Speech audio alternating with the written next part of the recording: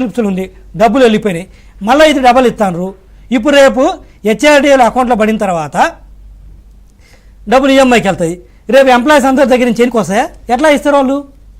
ఒకవేళ ఎన్నికి వచ్చినా కూడా అది కాదు కదా, నువ్వు ఏ ఎడ్డి కింద వేస్తావు దాన్ని? నీ ఇష్టమా? ఇదేమో చిల్లర కొట్ట ఆంధ్రప్రదేశ్ ప్రభుత్వ ఖజానా ఇది నడపడానికి నీ ఇష్టమా?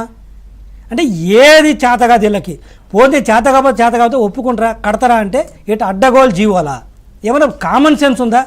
సెక్షన్ ఆఫీసర్ దగ్గర నుంచి అడుగుతున్నా నేను, ప్రిన్సిపల్ సెక్రటరీ ఫైనాన్స్ వరకు, అసలు మినిస్టర్ ఫైనాన్స్ కానీ ఎలా నోట్ ఫైల్ దీనికి ఒప్పుకున్నారు, ఎలా సెక్రటరీలు సైన్ చేశారు, ఎలా ఇస్తారు దీనికి?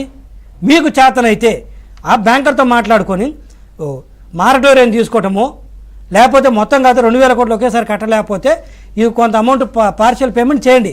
అది కరెక్ట్ ట్రీట్మెంట్ అకౌంటింగ్లో. ఇదేం దారుణమైన ట్రీట్మెంట్ ఇది? అంటే మీ ఇష్టమా?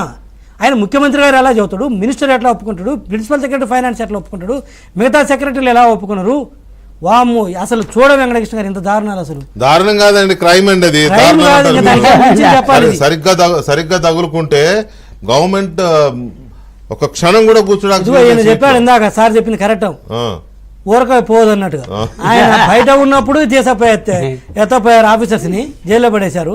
ఇప్పుడు గ్యారంటీగా ముఖ్యమంత్రిగా ఉండి ఒకళ్ళుగా నాకు తెలిసి ఏ ఒక్కళ్ళు ఇద్దరు తప్పితే ఏ ప్రిన్సిపల్ సెక్రటరీ మిగలడండి కరెక్ట్గా మేము యాక్షన్ తీసుకుంటే.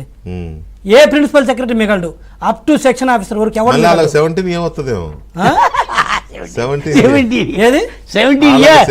పర్మిషన్ ఇస్తారు కదా, 17 ఏంటి గవర్నర్ పర్మిషన్ ఇస్తారు. ఇంత పెట్టిన గవర్నర్ గారికి అర్థం కాదు, ఇది గవర్నర్ అడిగి చేస్తాం మేమేం అడ్డగోలు. పైగా ఇది క్లియర్ క్రైమ్ కదా, క్లియర్ క్రైమ్. సుధాకర్ గారు చెప్పానండి, ఈ సాల్తో చాలడగోనంటే ఆయన చెప్పానండి, సుధాకర్ గారు అవునా చెప్పానండి. ఎట్లా అండి ఏ అకౌంట్ కింద